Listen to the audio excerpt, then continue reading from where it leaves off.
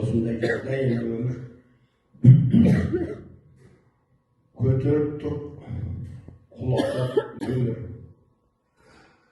күлдіріп тұрып жылатады өмір,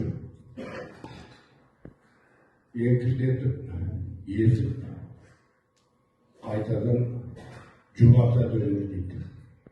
Енді басымыздан өтті, соған беріп бекем болғымыз келеді. Осы бірінші ораза шағып қазір молда өзі айтады, тәртібін матышып болғаннан кейін қатынды